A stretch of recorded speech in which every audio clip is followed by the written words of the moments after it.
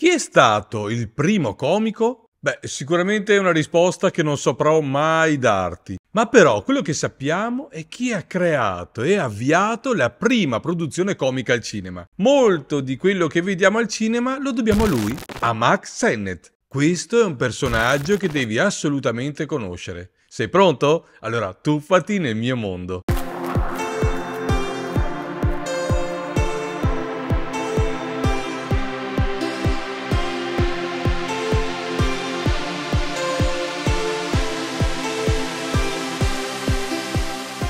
Ciao, io sono Dandy Dan e faccio il comico visuale. Insieme a Diva G siamo un duo comico. In questo canale, se sei appena arrivato, sappi che parliamo di comicità, della sua storia e delle sue tecniche e i suoi segreti. Per questo ti consiglio di iscriverti e azionare la campanella. Siamo inoltre gli organizzatori del Think Comedy Festival. Sì, il famoso festival della comicità muta. Non lo conosci? Beh, allora poi ti aspettiamo qui. Il cinema comico è nato grazie a lui e tutti dobbiamo portare questo nome nella memoria perché non va dimenticato. Mack Sennett fu il primo negli Stati Uniti ad avviare la produzione di film comici. Ha trasmesso e ha fatto diventare fondamentale il legame con la tradizione clownesca del circo e del music hall perché grazie a lui, o comunque grazie al suo modo di lavorare, personaggi come Charlie Chaplin e Buster Keaton poterono trasferire ed adattare al cinema le loro conoscenze del teatro. Sì, dal teatro al cinema. È importante sapere che Sennett è stato un ex cantante e caratterista del music hall. Infatti cominciò la sua carriera nel cinema come attore e successivamente si mise dietro alla cinepresa, per poi comunque diventare uno dei soci e fondatori della casa di produzione Keystone.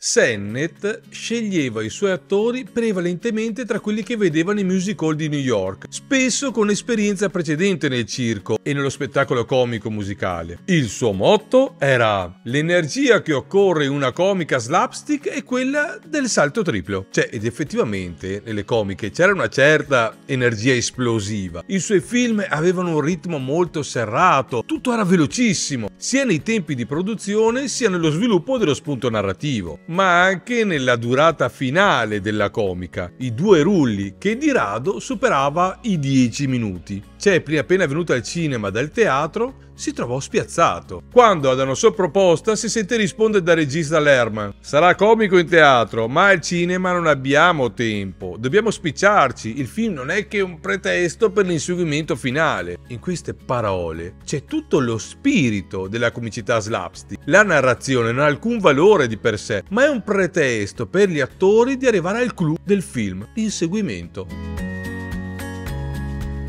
Allora, gli effetti comici si susseguono velocissimamente uno dopo l'altro. Torti in faccia, cadute, calci nel sedere, erano gli elementi su cui si basava la comicità dei primi cortometraggi Keystone, oltre a tutta una serie di tecniche e gag clownesche, come l'uso comico dell'acrobazia. I clown cascatori, per esempio, erano quanto di meglio si potesse adattare a questo genere di film. Ma anche il rapporto del personaggio con l'oggetto che prende il sopravvento e perseguita il protagonista è un aspetto da sottolineare. Il tutto però assume delle proporzioni esagerate. È aumentato, velocizzato, grazie al mezzo cinematografico che permette effetti impraticabili al circo, come per esempio la distruzione di una casa intera.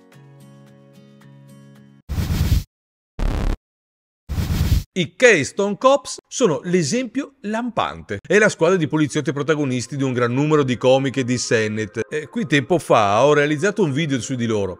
Il video è un po' datato, ma è un tuffo nel mondo Keystone.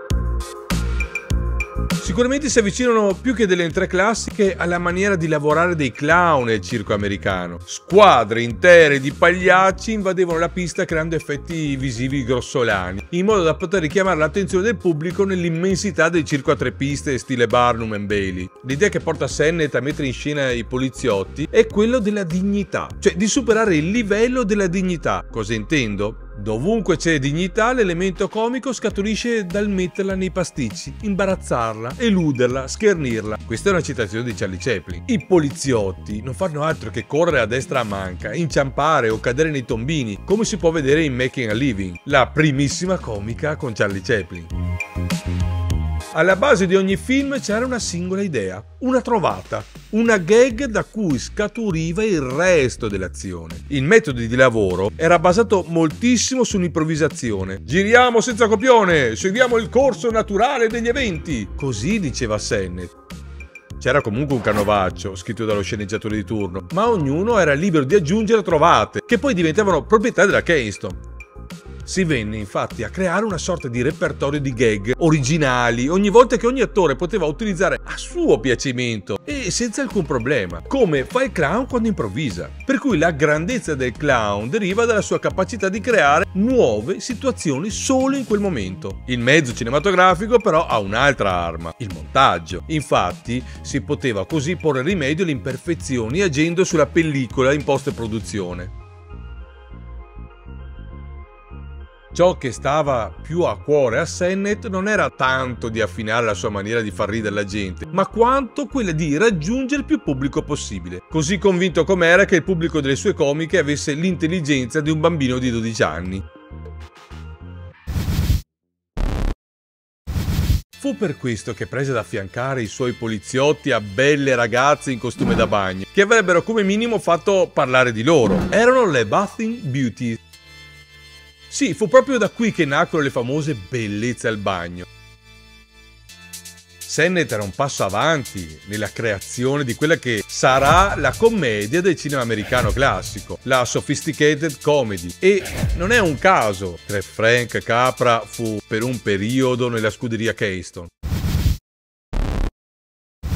La particolarità dei personaggi di Sennett rispetto ai clown del circo è che vengono tutti dalla realtà, dalla vita quotidiana, e con essa sono costretti a scontrarsi in ogni momento. La comica slapstick permette al clown di uscire dalla campana di vetro del tendone, ma è un clown ormai proiettato nella città, al progresso del mondo del lavoro, nelle prigioni, nel rapporto con una moglie o una suocera, che si innamora, dorme e si lava i denti. Ecco che è proprio da qui che prendono inizio le esperienze di due grandi clown del cinema muto, Buster Keaton e Charlie Chaplin. Poi il resto è storia tra risate e magia, ma in fondo, senza Sennett, tutto quello che c'è ora esisterebbe? Io mi son fatto questa domanda. A lui non devono dare la stella sulla Hall of Fame, dovrebbero intitolargliela la Hall of Fame, perché se c'è qualcuno che ha creato lo spettacolo attraverso il cinema, sicuramente davanti a questo gigante di creatività ci dovremmo fermare, guardarlo negli occhi e dirgli chapeau, Max Sennett.